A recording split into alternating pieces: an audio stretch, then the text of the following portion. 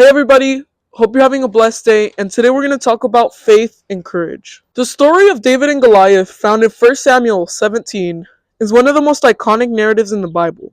It is a tale of a young shepherd boy defeating a mighty warrior, but its deeper meaning goes far beyond the physical battle.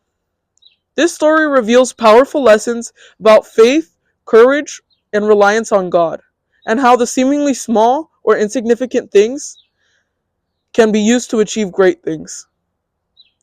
The story begins with the Israelites and the Philistines preparing for battle in the valley of Elah. The Philistine army has a secret weapon, Goliath, a giant warrior over 9 feet tall, clad in heavy armor with a spear and a sword that seem invincible. For 40 days, Goliath mocks and taunts the Israelites, challenging them to send out a single man to fight him in a one-on-one battle. The Israelites, including their king Saul, are terrified. They see Goliath's size, strength, and weapons, and they feel helpless. Fear grips the nation, and no one dares to step forward. Fear often paralyzes us when we focus solely on the size of the challenge in front of us. Goliath represents the giants we face in our lives, difficult situations, overwhelming obstacles, or powerful adversaries. Like the Israelites, we may feel inadequate or tempted to retreat.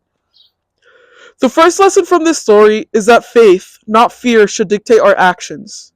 As Christians, we are reminded in 2 Timothy 1:7 that God has not given us a spirit of fear, but of power and of love and of a sound mind. When we shift our focus from the size of the problem to the power of God, we can find the courage to move forward. David, the youngest of 8 brothers, is a shepherd boy. He is not a soldier, but is sent by his father to deliver food to his older brothers on the battlefield. While there, he hears Goliath's taunt and witnesses the fear of the Israelites. Instead of being intimidated, David is indignant. David volunteers to fight Goliath despite his youth and inexperience. He is confident not in his own abilities, but in God's power.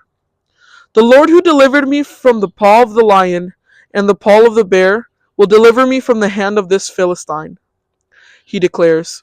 David's confidence comes from his past experiences as a shepherd. He protected his sheep from lions and bears, and those moments prepared him for greater challenges. In the same way, God often uses our past experiences to prepare us for the future battles.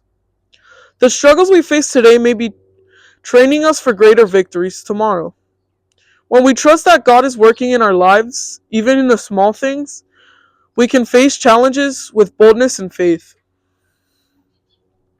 King Saul reluctantly agrees to let David face Goliath. He offers David his armor, but David declines, saying, "I cannot go in these because I am not used to them." Instead, David chooses 5 smooth stones from a stream, takes his sling, and approaches Goliath with nothing but his faith in God.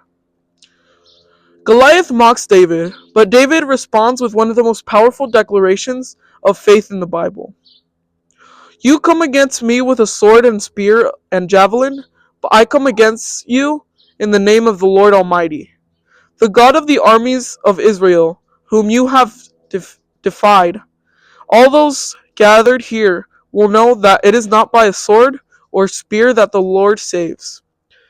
For the battle is the Lord's, and he will give all of you into our hands."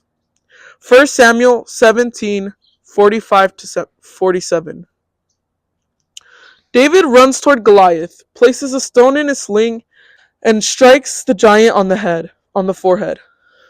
Goliath falls, and David cuts off his head with Goliath's own sword, securing a decisive victory for Israel. David's choice to reject Saul's armor and rely on his sling teaches us an important lesson.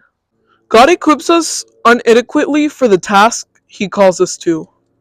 We don't need to compare ourselves to others or rely on their methods. Instead, we should trust in the gifts, talents, and tools God has already given us. When we walk in obedience and faith, even the simplest tools like a sling and a stone can become powerful weapons in God's hands. David's victory over Goliath is not just a personal triumph. It is a testament to God's power and faithfulness. The Israelites, inspired by David's courage and faith, rally and defeat the Philistines. Though David, God's name is glorified, and the nation is reminded of his sovereignty. The story of David and Goliath reminds us the battles we face are not ours alone, they belong to God. When we step out in faith and rely on Him, our victories ultimately point back to His power and glory. The story of David and Goliath is more than a tale of courage. It is a blueprint for living a life of faith. Here are some practical ways we can apply its lessons. Face your giants with faith. When confronted with challenges, focus on God's power, not the size of the problem. Remember that He is greater than any obstacle you face. Trust God's preparation. Reflect on how God has worked in your life. Use those experiences as a source of confidence for future challenges. Be yourself. Don't try to intimidate others or rely on their methods. Trust in the unique gifts and abilities God has given you. Give God the glory. When you experience victory, acknowledge that it is God who made it possible. Let your life be a testimony to His faithfulness. The story of David and Goliath continues to inspire of all ages because it speaks to universal truths about faith, courage, and reliance on God. It reminds us that no challenge is too great, no adversary too powerful when we place our trust in the Lord.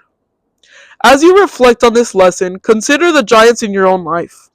What battles are you facing and how can you approach them with faith and confidence of David? Remember the same God who gave you victory to a young Remember the same God who gave victory to a young shepherd boy stands ready to work in your life. The battle is the Lord's, and with Him all things are possible. Thank you guys for watching. Subscribe, follow me if you want to learn more about God. Also, we are now on Spotify, so you can now listen to us at Spotify at In All of Jesus.